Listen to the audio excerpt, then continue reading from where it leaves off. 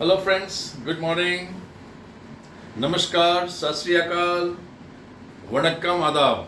Welcome to RK's Academy of Excellence by Ramesh Kumar. Today I am just going to tell you how to prepare for the last time revision when you are going to appear for your board examination or something like 80 marks paper. I am just going to give you some important, जैसे NCERT question जो भी दिए हैं books में बहुत सोच समझ के दिए हैं, उसको जरूर आप लोग करें. और जैसे फर्स्ट फ्लाइट बुक जो है उसमें से चैप्टर नंबर 1 है letter to God. Letter to God में एनसीईआरटी क्वेश्चंस आप लोग कर ही लेना. जैसे कुछ मैं सीबीएसई बोर्ड में जो क्वेश्चंस आए हैं उस पर ज़्यादा ध्यान देना. जैसे ईयर 2023 में क्वेश्चन आया था, what are the rain drops compare to and why. Rain drops किससे कंपेयर किया गया था? तो आंसर इज वेरी, देखो रेन ड्रॉप्स तो भाई बहुत जरूरी चीज़ है अच्छी फसल के लिए, और उसको पैसे से 10 बड़े जो रेन ड्रॉप्स से उसको 10 सेंट पीसेस से, और जो छोटे वन से उनको 5 वन से कंपेयर किएगा. इस तरह करके सीधा आंसर आपने लिखना है, छोटे आंसर आएंगे.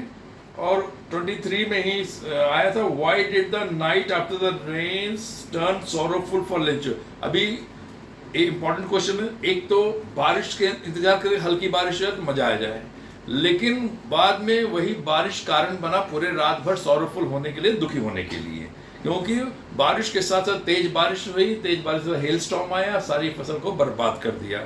तो इस तरह करके क्वेश्चंस हैं.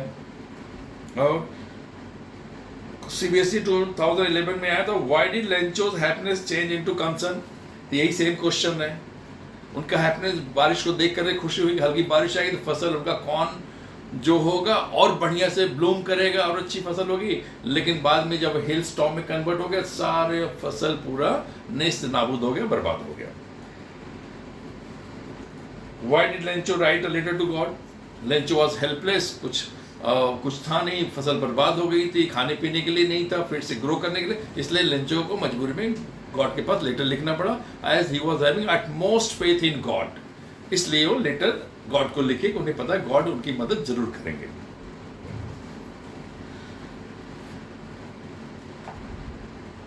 और इस तरह के क्वेश्चंस है. अब नेक्स्ट चैप्टर चले, Nelson Mandela long walk to freedom.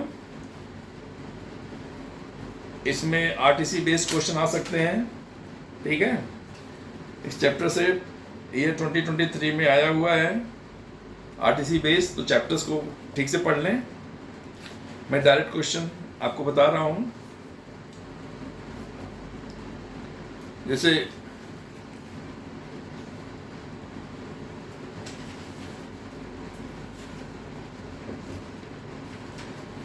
इसमें आया था, लॉन्ग क्वेश्चन आया था कि no one is born hating another person because of the color of his skin or his background or his religion. Do you agree?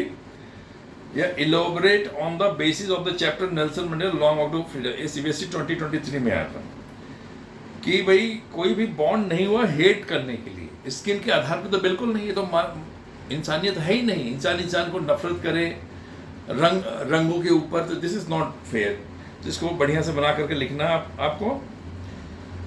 और उन्होंने freedom के लिए लड़ाई किया, तो सबके लिए, जो भी एक्सप्लॉइटेड हैं, जो एक्सप्लॉइट किए, उनसे जो एक्सप्लॉइट है उन्हें बचाने के लिए, इसलिए वो फ्रीडम की लड़ाई लड़े. तो इंपॉर्टेंट क्वेश्चन है, 23 में आया हुआ है, इस पर ध्यान दे दें आप लोग. लॉन्ग क्वेश्चन है. और 2011-12 में एक शॉर्ट क्वेश्चन आता, what did Mandela realise about his brothers and sisters. तो उन्हें अपने ब्रदर सिस्टर के बारे में क्या रियलाइजेशन हुआ. Mandela realise that his brothers and sisters were not free in their own country. जैसे उन्हें फ्रीडम नहीं था, वैसे उनके ब्रदर सिस्टर को भी कोई फ्रीडम नहीं था अपने ही देश में. They had been deprived of their fundamental rights by the racist government. Racist government कौन थी? ब्रिटिश गवर्नमेंट थी, जो रेस के आधार पे, अपार्थीड आपने पढ़ा होगा. They were neither free to realise their potential not to earn their livelihood. पढ़ लिख करके आप लोग सोच रहे हैं बढ़िया इज्जतदार नौकरी मिले, काम मिले, आगे जा रहे, लाइवलीहुड नो, ऐसा कुछ भी नहीं था, कोई अपॉर्चुनिटी नहीं था ब्लैक्स के लिए वहां पर. They were treated like slaves. The white rulers had made laws to cut their freedom. So Mandela thus decided to fight for the rights and join the African National Congress. इसका answer हो सकता है. अगला chapter चलते हैं.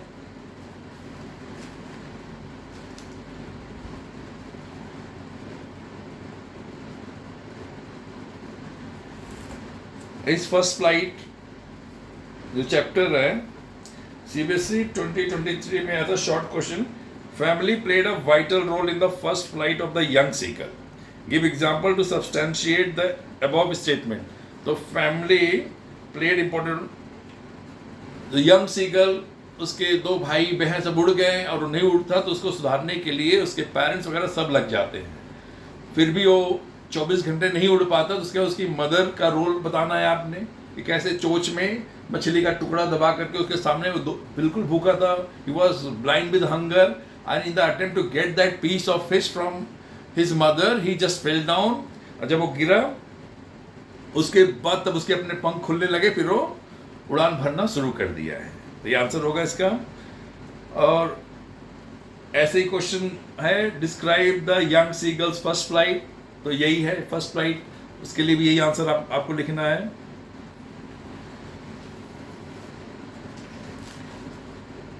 और CBSE 2016 में question आया था, how did the young seagull and his family celebrate his first flight. और जब बच्चे अचीव करते हैं लाइफ में तो सबसे ज़्यादा खुशी माँ बाप को होती है, और वही हुआ यहाँ पर भी. His parents flu over him screaming happily. जब वो उड़ना शुरू किया तो उसके पेरेंट्स कल तक वरीड थे, चिंतित, उसे गालियाँ दे रहे थे, डांट रहे थे, फटकार कर लगा रहे थे. अब वही खुश होकर के उड़ रहे हैं उसके साथ. और वो भी and he too scream with happiness. वो भी खुशी से आवाज़ निकाल रहा है. इसके दोनों ब्रदर्स सिस्टर्स भी उसके पास आए उड़ने के लिए. पूरा जो young seagull himself soared and dive in the air. और जब वो सी पे लैंड हुआ, he found he was floating on it. पहले तो एक बार डूबा, डरा, लेकिन बाद में देखो उसके पंख जो हैं बाय एंड फोर्स ला करके उसे डूबने से बचाए. अब वो फ्लोट करने लगा. And around him his family screamed, they all praised him and their beaks offered him scraps of dogfish. जो वहाँ का बेस्ट फिश था उसे लोग ऑफर किए, ले भाई खा, तू बहुत मेहनत किया है, बहुत बढ़िया से काम किया तुमने. It was expression of their approval of his successful first flight. और पार्टी टाइम हुई पूरे परिवार का. तो इसलिए आप लोग मन लगा के पढ़िए, अचीव करेंगे तो आपके परिवार वाले भी मिल करके आपके साथ पार्टी करेंगे.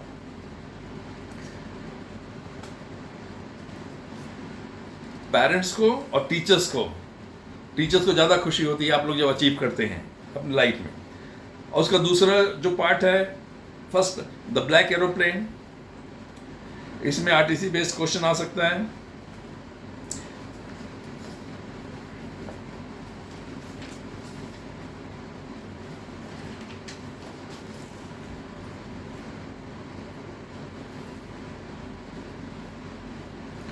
इसमें 2023 में जो आया था मोटिवेशन, लॉन्ग क्वेश्चन है, द ब्लैक एरोप्लेन का. इसमें था motivation plays an important role in taking risk in life and in succeeding. Do you agree? Discuss with reference to the pilot of old Dakota and the young seagull. भाई जब तक कोई risk नहीं लेगा, no risk no gain, ये हर जगह लागू होता है. और ये लॉन्ग क्वेश्चन है, जब बहुत ही अच्छे मन से, खुशी मन से जब उड़ रहा था फ्रांस के पेरिस से आगे जा करके लंदन उसे जाना था अपने परिवार के बीच में, ब्रेकफास्ट लगभग रात के 1:30 बज रहे थे, बहुत अच्छे, लेकिन बीच में तूफान आ गया. अब उसके पास वापस जाने का टाइम नहीं था या इतना फ्यूल नहीं था कि उसे गोल गोल घूमे वहाँ.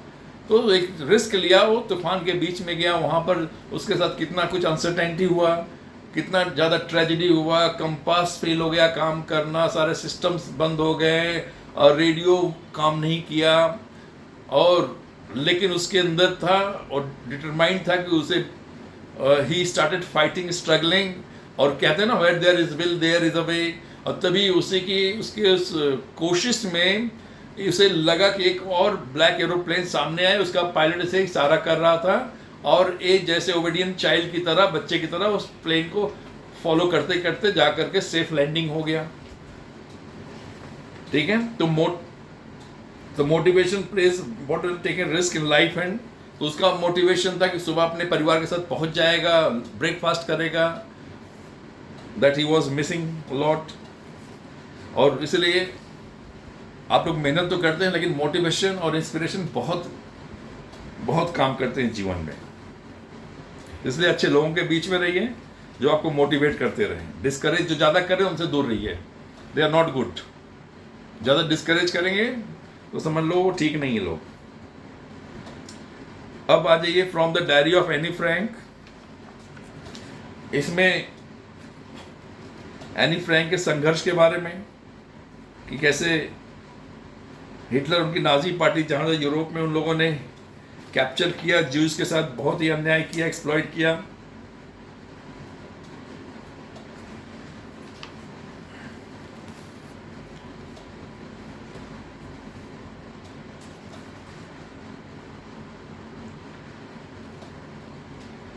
जैसे आप लोग यंगस्टर हैं तो आपसे रिलेटेड इस तरह के क्वेश्चंस आ सकते हैं।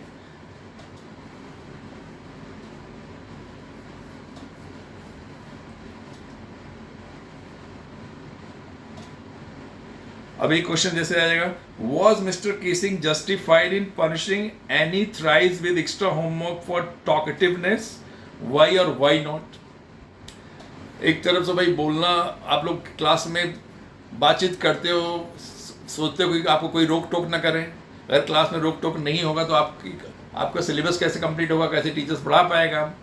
लेकिन उसके बाद फिर ये आपका आंसर दोनों तरफ से हो सकता है। अगर आप टीचर्स के पॉइंट ऑफ व्यू से बोलेंगे तो भाई पनिशमेंट सही दिया गया किया, और उसके बाद जब पनिशमेंट भी था तो हेल्दी वे में कंस्ट्रक्टिव पनिशमेंट था कि वो अपना क्रिएटिविटी उसमें दिखा सके। ठीक है, और दूसरे तरीके से आप कह सकते नहीं भाई उसने बताया था कि जब उसका नेचुरल इंस्टिंक्ट है, ट्रेट्स है, स्टूडेंट का ट्रेट है बात करना क्लास में, और उसने अपने मदर से इनहेरिट किया है, वंशानुगत में उसे मिला हुआ है, तो it was very hard for her to stop that one, but still she said she would try her level best to control और talk less in the class. इस तरह करके आंसर आपको लिखना होगा।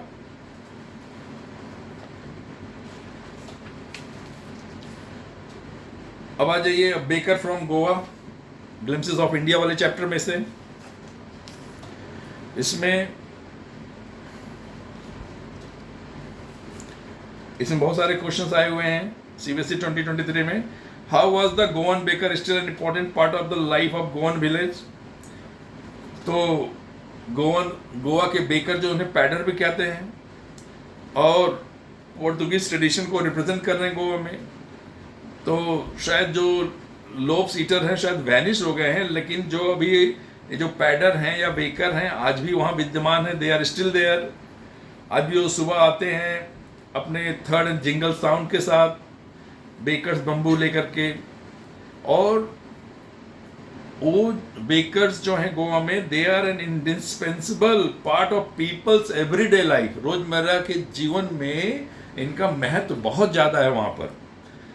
Special ceremonies remain meaningless without cakes and breads. Thus, the presence of the bakers' furnace is absolutely important, necessary, essential. इसमें और who are peddlers and why are they friends of children?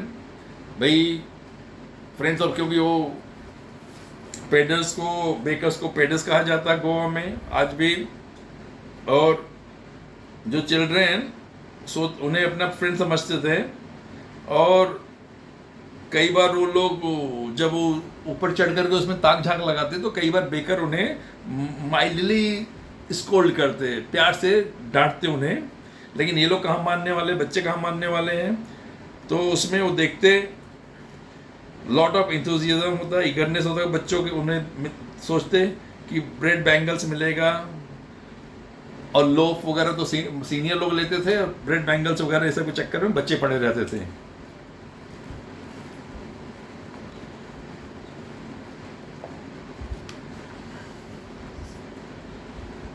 Coorg है कर्नाटका में, बहुत beautiful place है वहाँ, जो अपने coffee के लिए फेमस है, एवरग्रीन फॉरेस्ट के लिए फेमस है और मज़ेदार मसालों के लिए फेमस है।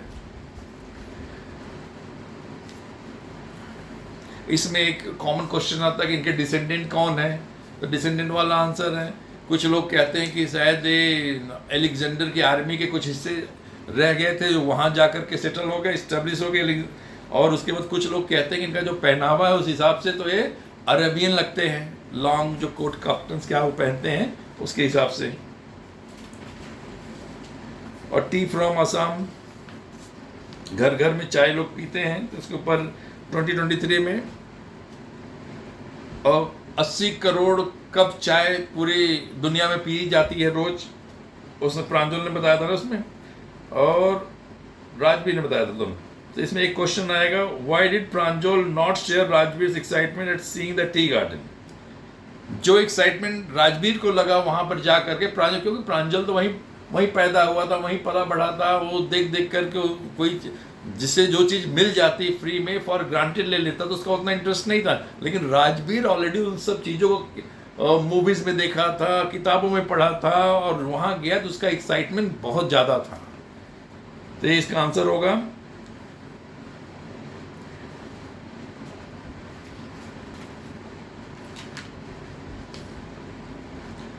तो इस तरह करके स्टूडेंट्स आप लोग प्रिपेयर करें, और आई होप इस तरह करके एट ए ग्लांस में लास्ट टाइम रिवीजन के लिए इस तरह की स्ट्रेटजी आप अपनाएंगे तो आपके अच्छे मार्क्स आएंगे। ऑल द बेस्ट, ठीक है। और इस तरह की और भी फ्यूचर में वीडियोस आने वाली है, और भी टॉपिक्स पे, और भी चैप्टर्स पे। और प्लीज़ इसे मेरे चैनल को लाइक करें, सब्सक्राइब करें, शेयर करें। Thank you, all the best for watching the video.